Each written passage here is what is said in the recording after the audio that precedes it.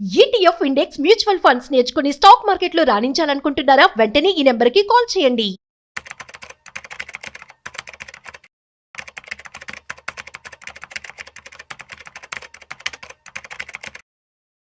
నమస్తే, welcome back to Suman TV. Present మనతో పాటు ఉన్నారు స్టాక్ మార్కెట్ అనలిస్ట్ సుందరామరెడ్డి గారు. నమస్తే సార్. నమస్తే. సార్, స్టాక్ మార్కెట్లో కూడా మనకి మంత్లీ శాలరీ లాగా రెగ్యులర్గా ఇన్కమ్ వచ్చేటటువంటి ఇన్వెస్ట్మెంట్ ప్లాన్స్ ఏమైనా ఉన్నాయంటే? ఇన్వెస్ట్మెంట్ ప్లాన్స్ అంటే ఒకటే అండి, స్టాక్స్లో మనం కొన్నాం అనుకోండి, ఒకటి స్టాక్ ప్రైస్ అప్రిషియేషన్ కింద మనం తీసుకోవచ్చు. తక్కువ రేటు దగ్గర కొని ఎక్కువ రేటు దగ్గర అమ్మటం ఒక పద్ధతి.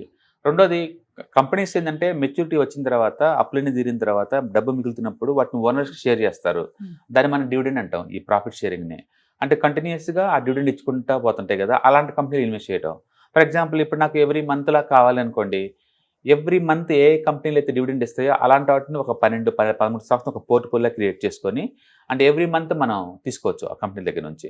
ఇప్పుడు జనవరిలో టీసీఎస్, ఫిబ్రవరిలో ఇంకో కంపెనీ, ఇలా ఒక్కొక్క మంత్లో ఒక కంపెనీ ఇస్తూ ఉంటుంది అనమాట. మనం అలా ఇచ్చే కంపెనీ ఐడెంటిఫై చేసేసి అటన్నిటిని ఒక ప్యాక్ లాగా తీసుకోవడం ద్వారా every month monthly income create చేసుకోవచ్చు. ఇదొక పద్ధతి.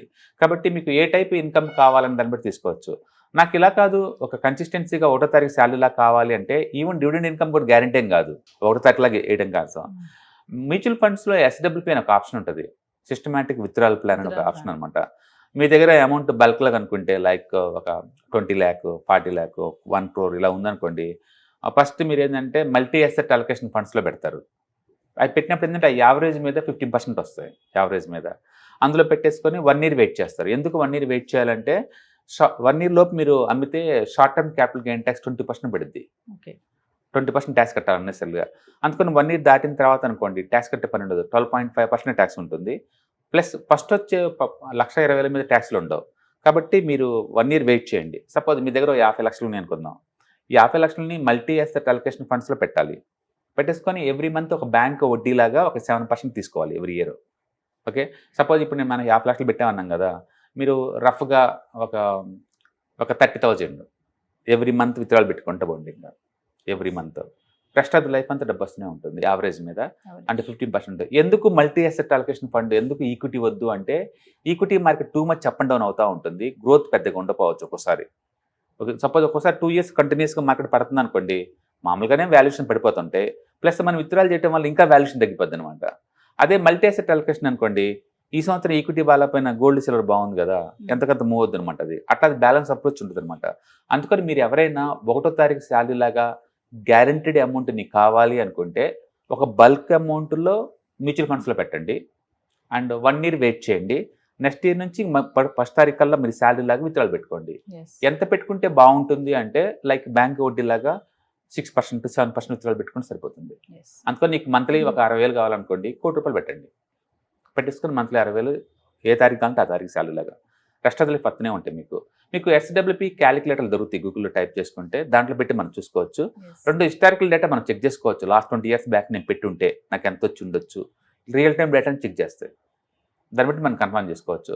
నన్ను అడిగితే ప్రతి ఒక్కళ్ళు కూడా యూత్లో ఉన్నప్పుడు మనీ పోగు చేసి రిటైర్మెంట్ కల్లా లేదా వర్క్ ఆపేద్దాం అనుకున్నప్పటికల్లా కొంత బల్క్ అమౌంట్లో ఈ మల్టీ అసెట్ అలొకేషన్ ఫండ్స్లో కానీ లేదా హైబ్రిడ్లో కానీ పెట్టేసి 1 year వెయిట్ చేసుకొని విత్డ్రాల్ చేసుకోవడం బెటర్. మీరు ప్రతి వీడియోలో ఒకటి చెప్తున్నారు సార్, మల్టీ అసెట్ అలొకేషన్ చేయాలి, ఒకే దాంట్లో పెట్టకూడదు, డిఫర్ చేయాలని చెప్తున్నారు. ఎందుకు అంటే, ఫస్ట్ ఆఫ్ అసెట్ డైవర్సిఫికేషన్ వల్ల ఉపయోగం ఏంటంటే, ఈక్విటీ మార్కెట్ ఎప్పుడు కూడా 1 వేలో పోదు. అది ఎకానమీ బోల్డ్ అని కండిషన్ మీద వర్క్ చేస్తూ ఉంటుంది, too much up and down అవుతూ ఉంటుంది. రిటైర్మెంట్ అప్పుడు ఒక స్టాక్ మార్కెట్ 30% పెడితే ఎంత పెయిన్ ఉంటుంది ఊహించు. అది ఒకే అసెట్లో పెట్టడం వల్ల వచ్చిన సైడ్ ఎఫెక్ట్స్ అవి. అదే డిఫరెంట్ అసెట్లో పెట్టామనుకోండి, ఇంత పెయిన్ మీకు ఉండదు అనమాట. అందుకని అసెట్ డైవర్సిఫికేషన్ చేయాలి. రెండోది, ఒకే ఫండ్లో పెట్టే బదులు 2-3 ఫండ్లో పెట్టారనుకోండి, రిస్క్ కూడా డైవర్సిఫై అవుతుంది. అందుకని బెస్ట్ ఏంటంటే 1 or 2 funds అండ్ 2-3 అసెట్ క్లాసులు డైవర్సిఫికేషన్ చేయడం వల్ల రిస్క్ తగ్గిపోద్ది ఆటోమేటిక్గా, అంటే మనకి సేఫ్టీ దొరికింది అనమాట. అది బెస్ట్. ఇంట్లో వాళ్ళు ఎంత మెంబర్స్ ఉంటే అన్ని అకౌంట్లు ఓపెన్ చేయడం ఇంకా బెటర్. ఎందుకంటే ఇన్కమ్ ట్యాక్స్ రూల్స్ ప్రకారం ఏంటంటే, ఒక పాన్ కార్డుకి 1.25 lakh ట్యాక్స్ ఎగ్జంప్షన్. ఇంట్లో 2-3 ఉన్నారనుకోండి, 3-4 lakh ఫ్రీగా వస్తుంది కదా. దాన్ని అవసరం ఉన్నా లేకపోయినా దాన్ని విత్డ్రాల్ చేసామనుకోండి, అవసరం లేదంటే మళ్ళీ లోడ్ చేసుకోవచ్చు అనమాట మార్కెట్లోకి. అట్లా చేయడం ద్వారా ట్యాక్స్ కూడా ఆప్టిమైజేషన్ అవుతుంది. అట్లా మనం ప్లాన్ చేసుకోవచ్చు. నన్ను అడిగితే ప్రతి ఇంట్లో ప్రతి మనిషి ఎస్డబ్ల్యూపీ కోసం ఎంతకంత డబ్బులు అట్టి పెట్టుకోవాలా మ్యూచువల్ ఫండ్స్లోకి. రిస్క్ వద్దు అనుకుంటే మల్టీ అసెట్ అలొకేషన్, రిస్క్ తీసుకుంటా అంటే ఇండివిజువల్ అండి. It's depend upon the financial goals అనమాట. అండ్ మేనేజ్ చేయండి. ఎందుకంటే ఇవాళ రేపట్లో ఇండియన్ సొసైటీలో ఏంటంటే ఎసెట్ అంటే రియల్ ఎస్టేట్ కానీ లేకపోతే మెటల్స్ గోల్డ్ కానీ ఉంటుంది, ఇంకేం ఉండవు. బట్ నాకు రెగ్యులర్ క్యాష్ ఫ్లో కావాలంటే ఈ రెండు పనికిరావు. ఐ నీడ్ ఎసెట్ పెట్టుకోవడానికి ఏదో ఒకటి కావాలన్నమాట. అందుకని సాధ్యంత వరకు రెగ్యులర్ క్యాష్ ఫ్లో ఉన్న వాటిని క్రియేట్ చేయండి, బాగుంటాయి. Thank you. హాయ్, మీరు స్టాక్ మార్కెట్కి కొత్త లేదా మీరు మార్కెట్లో ఉన్నా సరే మనీ మేక్ చేయడం టఫ్గా ఉందా? అంటే స్టాక్ మార్కెట్లో ఎన్ని సంవత్సరాలు ఉన్నా సరే ఇంకా బ్రేకింగ్ ఏం రావట్లేదా? లేదా మీరు పెద్ద మొత్తంలో స్టాక్ మార్కెట్లో మెయింటైన్ చేయాలనుకున్నారా? మీ పొజిషన్ ఏదైనా అయి ఉండొచ్చు. స్టాక్ మార్కెట్లో కనుక లాంగ్ టర్మ్లో మనీ మేక్ చేసుకోవాలనుకుంటే షార్టెస్ట్ పాసిబుల్ వే అంటే ETFs, index funds, mutual funds ద్వారా లిటిల్ బిట్ ఈజీగా ఉంటుందన్నమాట. కాబట్టి మీకు ఎవరికైనా ఇంట్రెస్ట్ ఉందంటే ETFs, index funds and mutual funds నేర్చుకోవడానికి ఇది బెస్ట్ పాసిబుల్ వే ఏంటంటే ETFs, index funds and mutual fund course.